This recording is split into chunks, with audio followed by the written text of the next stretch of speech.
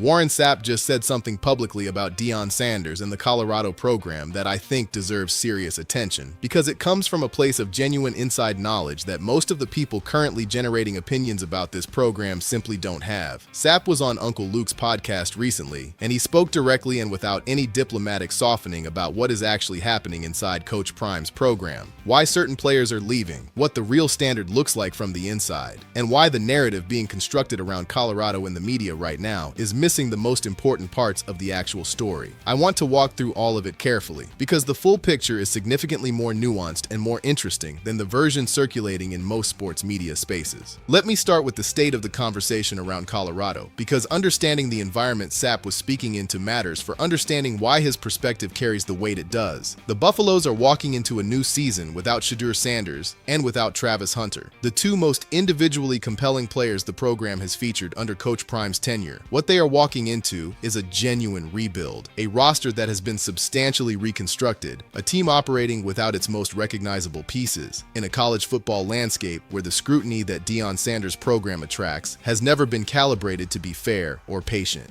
And the commentary that has been building around Colorado before a single game of the new season has been played is, I think, worth examining honestly for what it actually is. What I've been watching develop is a pattern where people with cameras and microphones are rendering judgments about a football team based on spring practice observations, depth chart speculation, and in some cases the testimony of former players who departed the program and have things to say about why they left. The specific criticism circulating that the team is too small, too slow, too inexperienced, not ready for the level of competition they're about to face, are being delivered with the confidence of conclusions rather than the tentativeness of projections. And they're being delivered about young men who have not yet had the opportunity to step onto a competitive field this season and show anyone what they actually are. That is not analysis. Analysis requires evidence. What's being produced right now is something closer to a verdict without a trial, and it's being dressed in the language of expertise to give it credibility it hasn't earned.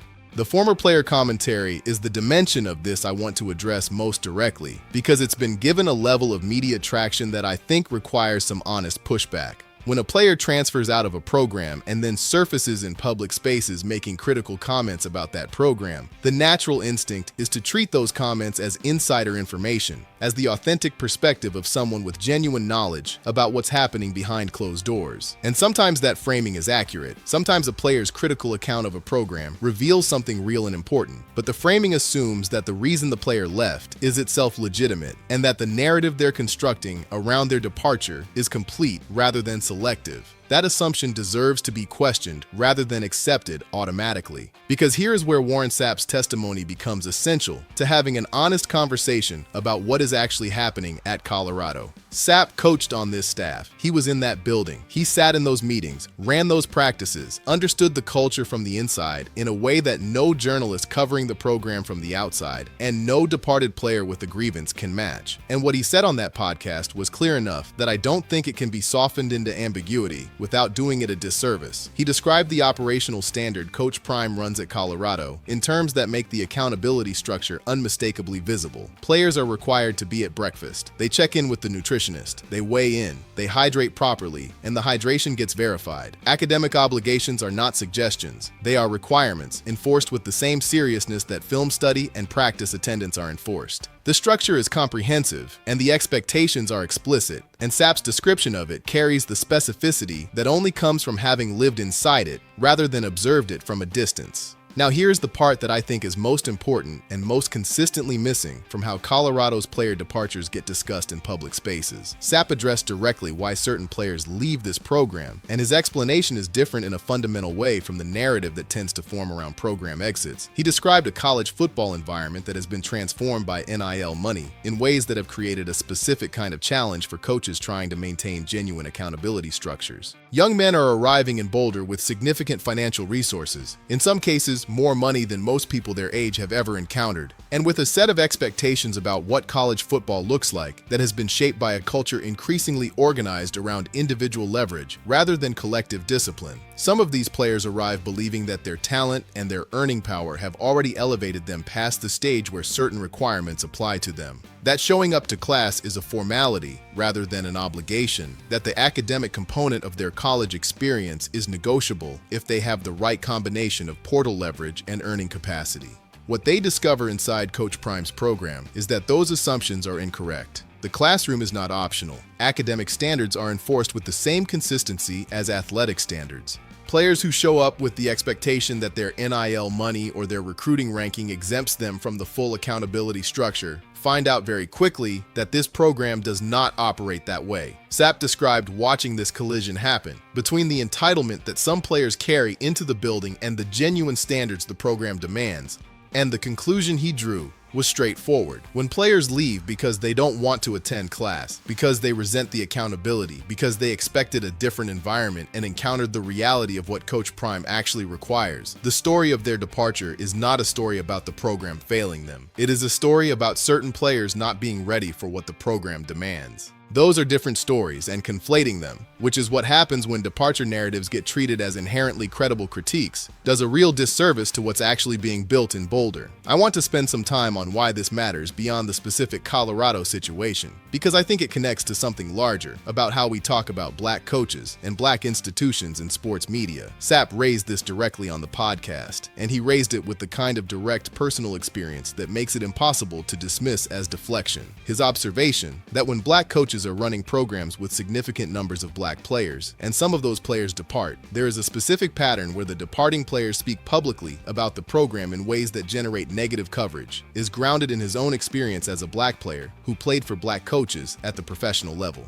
His description of what it meant to him to have Tony Dungy as a head coach, and the specific weight of responsibility he felt not to fail that relationship because of what it would mean for future opportunities for black coaches, that is not abstract cultural commentary. That is lived experience speaking. The double standard operates like this. When players transfer out of programs run by coaches who are not subject to the same racialized scrutiny, the departures get processed as normal player movement, a natural feature of the transfer portal era that happens at every program in college football. When players transfer out of Coach Prime's program and speak negatively about their experience, those accounts get amplified and treated as revealing something specifically problematic about this particular coach and this particular program. The scrutiny is not evenly distributed, and Sapp naming that imbalance directly, with his own credibility and his own platform behind it, is the kind of honest intervention that this conversation needed. What Sapp described about what Deion Sanders is actually building at Colorado is worth sitting with because it runs counter to the version of the program that media criticism tends to produce. This is not a program organized purely around individual development toward professional opportunity, with academic expectations functioning as window dressing. This is a program where the full accountability structure, physical, academic, personal, is treated as equally important to athletic preparation. The requirement to be present in the morning, to engage seriously with nutritional and physical monitoring, to show up to class and maintain genuine academic standing. These aren't bureaucratic checkboxes. They are the operational expression of a philosophy about what it takes to build the kind of men who can sustain success over time, both in football and beyond it. Sapp described that philosophy as real, as consistently enforced, and as the authentic operating reality of the program rather than a public relations positioning. And that testimony coming from someone who was inside the program, who knows Coach Prime, personally and professionally, who has his own decorated career as context for evaluating what genuine professional standards look like, that carries a kind of weight that off-season criticism from outside observers simply cannot match. Now let me turn to Shedeur Sanders, because his name is inevitably woven into any serious conversation about this program and what it has produced. The coverage surrounding Shedeur's NFL situation has been, in my honest assessment, one of the more visible examples of the pattern Sapp was describing, where a black athlete who came through a program with significant black leadership encounters a media environment that has already decided how to frame his story before the evidence is fully in.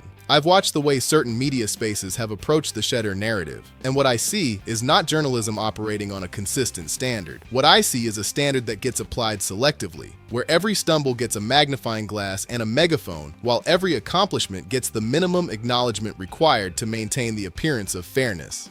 7 starts on a 5-12 team, without preseason reps, without first-team preparation, producing Pro Bowl level recognition from the fans who actually watched.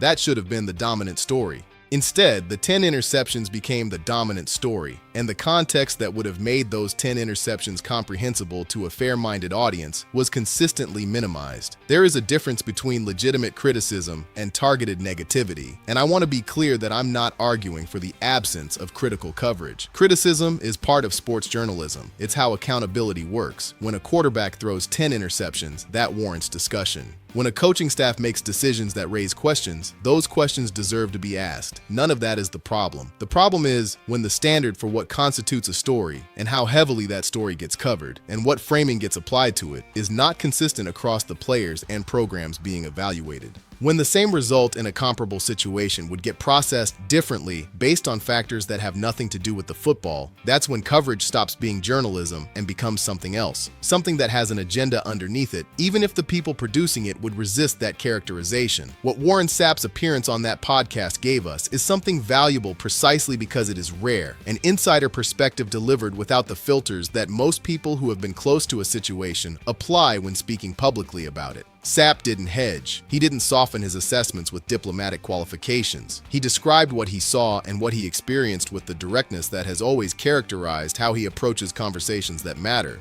And what he described is a program operating with genuine integrity, demanding real things of real young men, holding them accountable in ways that are uncomfortable for people who expected a different deal, and doing so in service of something more than just producing football players. The educational accountability, the morning structure, the physical monitoring. These are the expressions of a coach who understands that the habits and disciplines built during these years are the ones that will determine what kind of adults these young men become. That is a vision of coaching that extends well past the scoreboard, and it is a vision that is being actively misrepresented by coverage that focuses on player departures without examining why those departures are happening. The Colorado Buffaloes haven't played a game yet. The roster is new. The circumstances are genuinely different from what they've been in the last 2 seasons. Coach Prime is in the middle of a rebuild, a real one, not a transitional year dressed up in optimistic language, but a genuine reconstruction of a program without its most prominent players. That process involves uncertainty, it involves risk, it involves the possibility of results that are difficult and seasons that test the patience of fans and the resolve of coaches. None of that is hidden or being minimized. The uncertainty is real, but uncertainty is not failure, and the distinction between the two is one that the current media environment around this program seems determined to erase before the first game has been played. What I would ask, what I think honest sports coverage requires, is that the results on the field be allowed to determine the story, rather than having the story be determined before the field even produces results. Give these young men the opportunity to compete.